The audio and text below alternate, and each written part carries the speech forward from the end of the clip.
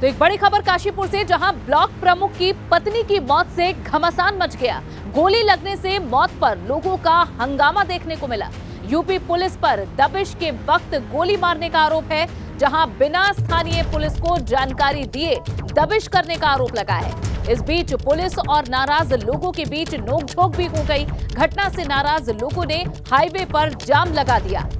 इस वक्त ये बड़ी खबर काशीपुर से, ब्लॉक प्रमुख की पत्नी की मौत से घमासान हुआ। बताया जा रहा है कि दबिश के लिए पहुंची थी पुलिस और इसी वक्त यूपी पुलिस पर दबिश के वक्त गोली मारने का आरोप लगा है और ये गोली लगने से मौत हो गई, जिसके बाद हंगामा हुआ। ब्लॉक प्रमुख की ये पत्नी थी जिनकी मौत हुई है और इस बीच लोगों ने हंगामा करते हुए हाईवे भी जाम कर दिया। और उबैदुर रहमान हमारे संवाददाता ज्यादा जानकारी देंगे। उबैदुर, पहले ये बताएं कि किसकी दबिश के लिए पुलिस पहुंची थी और कहा गया कि स्थानीय पुलिस को सूचना नहीं दी गई थी, क्या सफाई आई है इसकी? देखिए, मैं आपको बता दूं कि मुरादाबाद के ठाकुरद्वारा कोतवाली इलाके में खनन माफियाओं ने 13 सितंबर को एसडीएम पर हमला कर दिया था। इस मामले में कुछ खनन माफियाओं पर मुकदमा दर्ज हुआ था और उसी की तलाश में एक जफर नाम का गैंगस्टर है, खनन माफिया, जो मुरादाबाद जनपद का रहने वाला है। उस पर 50,000 रुपए का इनाम है। मुरादाबाद पुलिस जो है वो उसकी तलाश में गई थी और उत्तराखंड बॉर्डर पर, मतलब जो कोतवाली ठाकुरद्वारा है उससे गांव में उसके छुपे होने की सूचना मिली। मुरादाबाद पुलिस जब वहां पहुंची तो बताया जाता है, जो अधिकारी हैं उनका कहना है कि वहां मुरादाबाद पुलिस को जो आरोपी था उसके समर्थकों ने बंधक बना लिया और उनके हथियार लूट लिए और उसमें उनको गोली मार दी। 5 पुलिस वाले गंभीर रूप से घायल हुए हैं, जिसमें से 2 सिपाहियों की हालत जो है वो बहुत ज्यादा गंभीर है। इसको लेकर के इस घटना में एक महिला की भी मौत हुई है, क्योंकि खनन माफियाओं के हौसले बहुत बुलंद हैं और मुरादाबाद पुलिस लगातार उनकी तलाश में थी। तो एसओजी और ठाकुरद्वारा जो थाने की पुलिस थी, इसको सूचना मिली थी लगभग 8 किलोमीटर अंदर जो कुंडा थाना है, वहाँ का एक गांव है उत्तराखंड में, कुंडा थाना क्षेत्र का भरतपुर गांव। तो वहाँ पर जफर नाम के जो आरोपी है, 50,000 रुपए का इनामी गैंगस्टर है, इसकी सूचना मिली। इस पर मुरादाबाद पुलिस वहां पहुंची थी और वहां पर जो पुलिस को बंधक बना लिया गया। उसके बाद जो फायरिंग की आरोपियों ने, उसमें 5 पुलिस वाले घायल हुए हैं। अभी मौके पर जो डीआईजी रेंज है शलम माथुर, वो पहुंच चुके हैं। ठीक है, तो अधिकारी मौके पर इस वक्त मौजूद है, जैसा आप बता रहे हैं। उबैदुर, आप हमारे साथ जुड़े रहिएगा, आगे भी आपसे जानकारी लेंगे। तो इस पूरी खबर को लेकर कई बातें अब सामने आ रही हैं। खबर है कि मुरादाबाद पुलिस एक खनन माफिया का पीछा करते हुए उत्तराखंड सीमा में घुस गई थी, जहां जसपुर बॉर्डर में पुलिस और माफिया के बीच गोलीबारी हुई, जिसमें 2 पुलिसकर्मी घायल हो गए। वहीं पुलिस की जवाबी कार्रवाई में एक महिला की मौत हो गई। खनन माफिया का पीछा पुलिस की टीम कर रही थी। इस बीच क्या कुछ कहना है, सुनवाते हैं। उनको बंधक बनाया गया है और पुलिस टीम को बंधक बनाने के उपरांत जो है उनके असले भी छीने गए हैं और असले छीनने के अंदर इसके अंदर जो हमारी टीम का कहना है कि वहाँ पे बेतरतीब फायरिंग भी की गई है, जिसके अंदर हमारी पुलिस टीम के 2 कर्मचारियों को जो है गोली लगी है और साथ ही साथ 3 और इंजर्ड हुए हैं। टोटल 5 पुलिसकर्मी इसके अंदर इंजर्ड है, जिनका इलाज कॉस्मोस में चल रहा है। अभी तक की घटना की ये जानकारी है। इसमें और कोई चीज़ की पुष्टि होती है तो मेरे द्वारा आपको अवगत कराया जाए। तो डीआईजी रेंज को आपने सुना है। उबैदुर रहमान हमारे संवाददाता लगातार बने हुए हैं। उबैदुर, ये बताएं कि लोगों का गुस्सा शांत हुआ या नहीं? आपने बताया कि अधिकारी वहां पहुंचे हुए हैं, क्या ये जाम खोला गया है?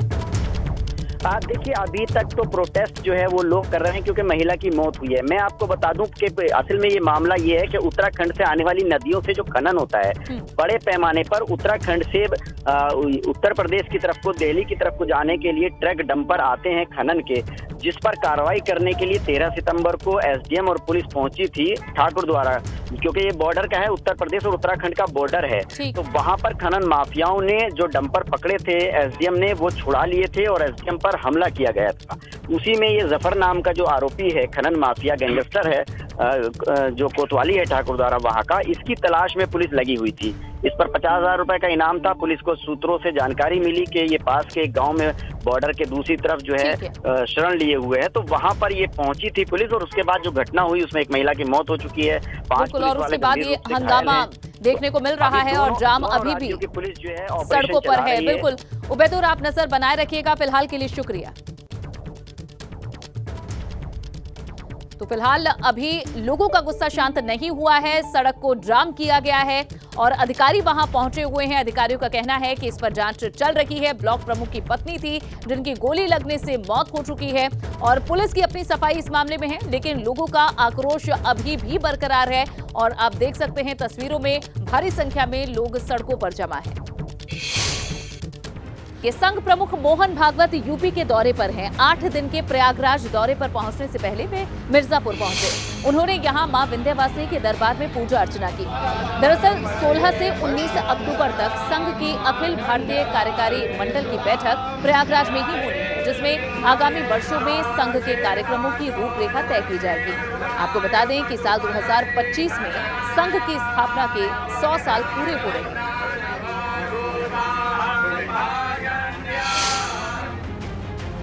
और अब खबर महोबा से मिल रही है, जहां पानी के तेज बहाव में बाइक सवार बह गए।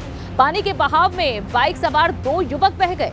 पुलिस ने एक युवक को रेस्क्यू कर लिया, जबकि दूसरा लापता है। कबरई थाना क्षेत्र के लिलवाही छानी गांव के पास की घटना है, जहां एक रपटे पर ये बाइक सवार फिसल गए। 2 ये बाइक सवार थे, जिनमें से एक को तो रेस्क्यू कर लिया गया है, लेकिन दूसरा भी लापता है। पुलिस और प्रशासनिक अमले के साथ मौके पर अब सीओ तहसीलदार पहुंचे हैं। लखनऊ में सीएम आवास पर जेवर एयरपोर्ट को लेकर एक बैठक हुई, जिसमें दूसरे फेज के भूमि अधिग्रहण को लेकर चर्चा हुई। इस बैठक में सीएम योगी के अलावा मुख्य सचिव दुर्गाशंकर मिश्र, जेवर से भाजपा के विधायक धीरेन्द्र सिंह के अलावा जेवर के ही 200 विधायक मौजूद रहे। 200 किसान यहां पर मौजूद रहे। खबर है कि इस बैठक में जमीन का सर्किल रेट समेत कई मुद्दों पर बात हुई है।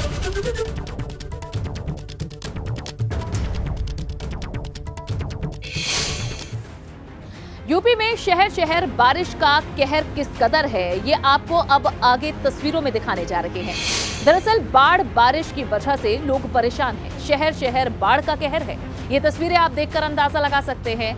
जहां पहली तस्वीर गाजीपुर की है, यहां नदियां उफान पर हैं, जिसकी वजह से कई गांव बाढ़ की मार झेल रहे हैं। यहां लोग परेशान हैं। आप देख सकते हैं घुटनों तक पानी भरा हुआ है और जिन सड़कों से होकर लोग गुजरा करते थे, अब लगभग ऐसा मालूम हो रहा है कि लोग नदी से रास्ता पार कर रहे हैं। लोग अपने दिनचर्या के काम इसी मुसीबत भरे रास्ते से होकर गुजर कर पूरे कर रहे हैं।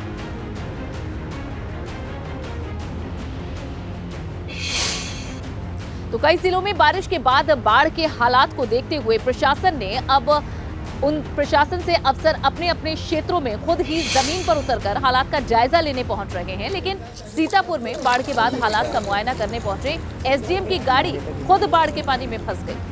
दरअसल बारिश के चलते सड़क पूरी तरह पानी में डूबी हुई थी, जिसके चलते गाड़ी एक गड्ढे में फंस गई। हालांकि बाद में ग्रामीणों ने ट्रैक्टर की मदद से एसडीएम साहब की गाड़ी को किसी तरह पानी से बाहर निकाला।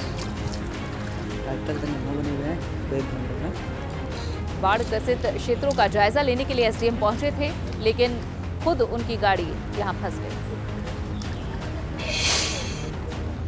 तो यूपी में इन दिनों बाढ़ से तबाही आ चुकी है। अक्टूबर में मानो सैलाब आ गया है। कई जिलों में बाढ़ जैसे हालात हैं, जिसे देखते हुए सीएम योगी ने खुद मोर्चा संभाल लिया और बाढ़ प्रभावित 5 जिलों का हवाई सर्वे किया, अधिकारियों को दिशा निर्देश दिए। आज मुख्यमंत्री योगी आदित्यनाथ ने श्रावस्ती, अयोध्या, गोंडा, बहराइच और बलरामपुर पहुंचकर जायजा लिया है। हवाई सर्वे के अलावा यहां बाढ़ राहत शिविर में जाकर बाढ़ पीड़ितों को राहत सामग्री भी बांटी है। तस्वीरें श्रावस्ती, अयोध्या, गोंडा, बहराइच, बलरामपुर की आप देख रहे हैं, जहां सीएम योगी ने लोगों को राहत सामग्री वितरित की। उत्तर प्रदेश के तमाम जिलों में लगातार हो रही बारिश अब मुसीबत की शक्ल लेती जा रही है। गांव से लेकर शहर, हर तरफ लोगों का घरों से बाहर कदम रखना मुश्किल हो गया है। बारिश के बाद नदियों के रौद्र रूप धारण की हम तस्वीरें देख रहे हैं, जो अब चिंता का सबब बनती जा रही है।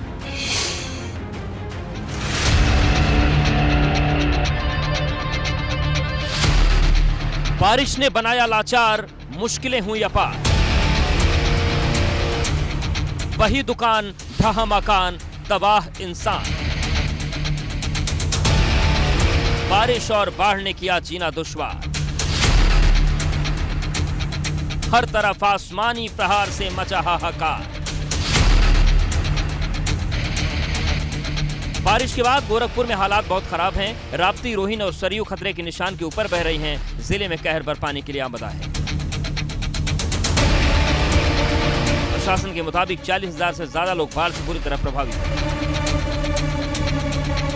जिला प्रशासन ने राशन और राहत सामग्री की व्यवस्था के साथ 86 बाढ़ चौकियों का अलर्ट पर रखने का दावा किया है। साथ ही 125 नावों की व्यवस्था करने की बात की है। 5700 परिवारों को राहत सामग्री वितरित की गई है।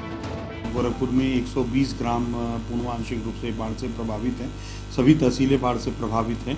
तो इस समय जो इन बाढ़ प्रभावित क्षेत्रों में रिलीफ डिस्ट्रीब्यूशन का कार्य युद्ध स्तर पर, साथ ही 120 नावें भी लगाई जा चुकी हैं इन बाढ़ प्रभावित क्षेत्रों में सुरक्षित आवागमन हेतु। लखीमपुर में लगातार 7 दिनों से हो रही बारिश की वजह से जिले में हाहाकार मच गया है। नदियां पूरे वेग से बह रही हैं। शारदा नदी और घाघरा नदी खतरे के निशान के ऊपर बह रही हैं।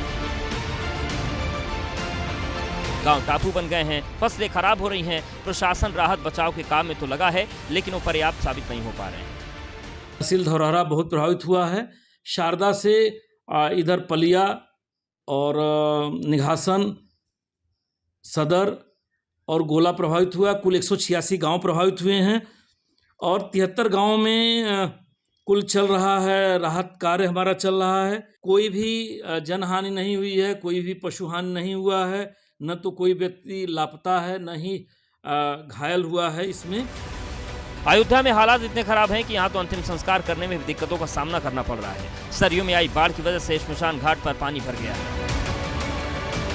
सरयू नदी ने अपना रौद्र रूप धारण किया और खतरे के निशान से 112 सेंटीमीटर ऊपर बह रही है, जो जल्द ही 2009 के 128 सेंटीमीटर के रिकॉर्ड को तोड़ सकती है। गोंडा में घाघरा नदी अपनी सहायक नदियों के साथ पूरे उफान पर है। एल्गिन ब्रिज पर घाघरा 1 मीटर ऊपर बह रही है। जिले में बाढ़ जैसे हालात बने हैं। 112 गांव बाढ़ से प्रभावित हैं। जिला प्रशासन लोगों की मदद के लिए मुस्तैद है। 228 नाव की व्यवस्था कर दी गई है। साथ ही बाढ़ प्रभावित लोगों के लिए राहत और बचाव का काम जारी है।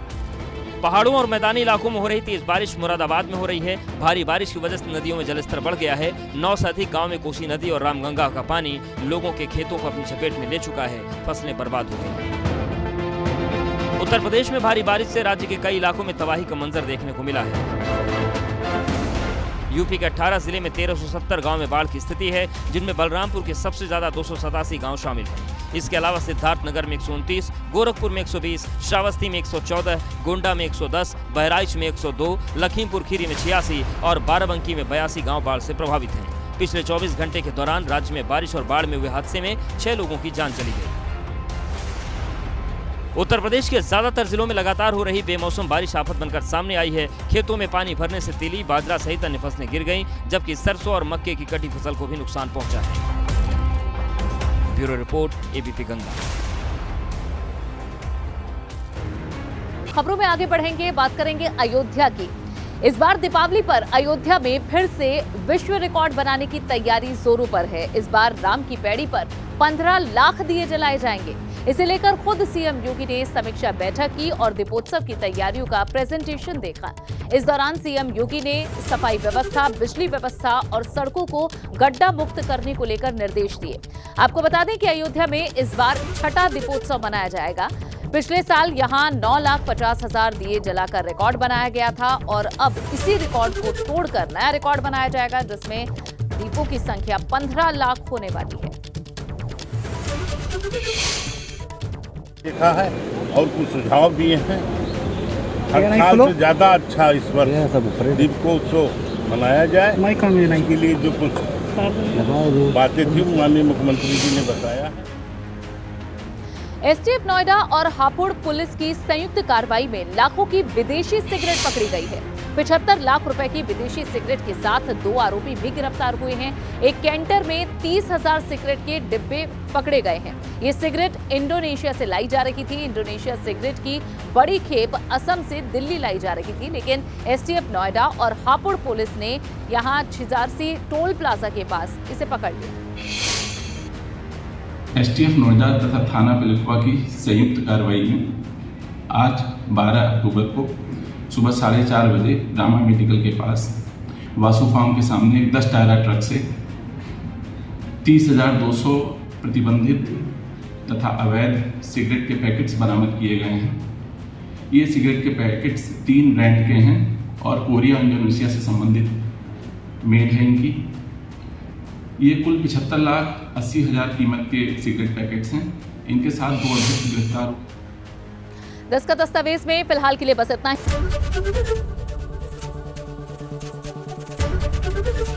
एबीपी गंगा, खबर आपकी, जुबान आपकी।